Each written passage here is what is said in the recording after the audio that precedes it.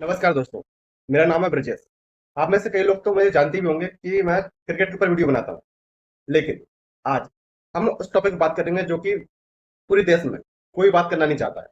कोई भी उन लोगों के लिए खड़ा होना नहीं चाहता है जिस पर हमें बात करनी चाहिए। मैं बात कर रहा हूँ बांग्लादेश के उन कट्टरपंथी, उन मूर्ख लोगों के बारे में जो आज अपने ही देश के हिंदू समुदाय को उनके घरों से निकाल रहे हैं, उनके मंदिरों को तोड़ रहे हैं, उनके देवी देवताओं को हानि पहुंचा रहे हैं, उनका अपमान कर रहे हैं। और पता नहीं उनके साथ क्या हो रहा है, उसका अंदाजा तो हम लगा भी नहीं सकते। क्या बांग्लादेश के लोग अपनी कट्टरपंथी जो सोच में इतना डूब गए कि उनको अपना इतिहास भी पता नहीं है। जब बांग्लादेश नहीं था, पूरी पाकिस्तान था, और पाकिस्तान की सेना उन पर अत्याचार कर रही थी, तब भारत, जो कि एक हिंदू राष्ट्र देश है, वो आता है। सन 1971 की बात है, जब वो बांग्लादेश बनाता है, उनके लोगों को मदद करता है और उनको एक मुसीबत से बाहर निकालता है बिना ये सोचे। भारत बांग्लादेश को पाकिस्तान से आजादी दिलाता है कि इसमें जहां तक तो मुस्लिम लोग रहते हैं, 70% से ज्यादा आबादी इसमें मुसलमानों की है। अगर भारत उस टाइम पर सोच लेता कि ये मुस्लिम राष्ट्र है, यहाँ की आबादी 70% ज्यादा है, तो क्या बांग्लादेश बनता? नहीं बनता। अगर वो कट्टरपंथ वाली सोच अगर हिंदू रख लेते, अगर भारत सरकार रख लेते, तो आज बांग्लादेश का नाम निशान नहीं होता। वो पाकिस्तान के साथ मिला होता और बर्बाद होता रहता। लेकिन भारत की ये सोच नहीं थी, हिंदू की ये सोच नहीं थी, और आज उसी देश में हिंदू के साथ इतना गलत हो रहा है।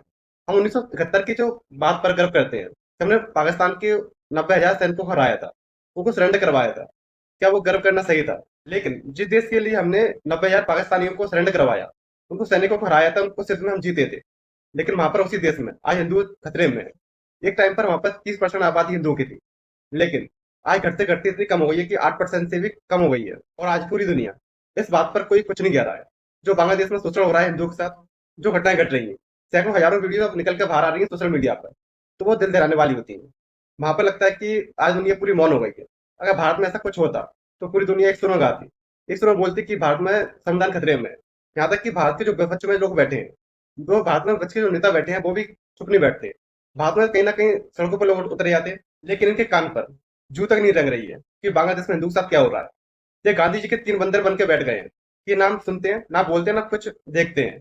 अगर भारत में कुछ होता या भारत में कुछ मुसलमानों के साथ हो जाता ऐसा, तो ये पूरा विपक्ष एक साथ सड़कों पर उतर उतर आता।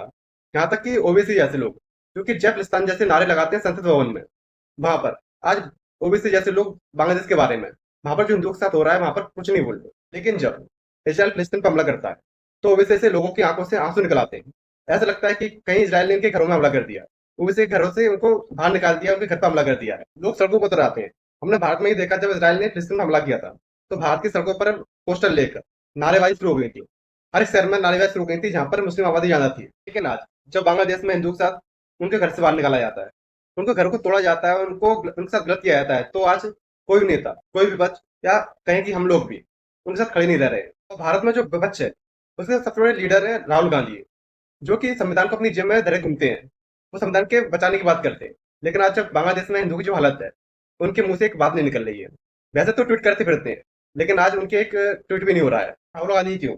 कुछ ऐसे यूट्यूबर जो दिन रात भारत सरकार को, कहे कि मोदी सरकार को गाली देते रहते हैं, आज उनके मुंह से भी कुछ बात नहीं निकल रही है कि जो बांग्लादेश में हिंदू के साथ गलत जा रहा है, गलत हो रहा है, उस पर हम बात करें।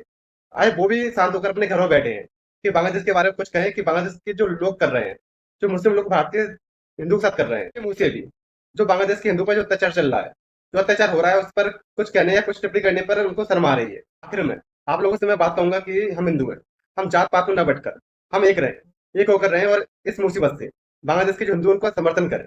और जिस तरह से हम हिंदू जात पातों में भड़क चुके हैं, जिस तरह से पहले हम कई दशकों से, कई सालों से हम इसका भुगतान भुगत भी रहे हैं। कई लोग आए जो हम पर राज करते आए हैं, कई भारी आक्रमणकारियों ने भारत पर राज किया है, कई सालों तक ब्रिटिश ने हम पर राज किया है, इसी फूट के कारण कि हम जात पात में बढ़ गए थे।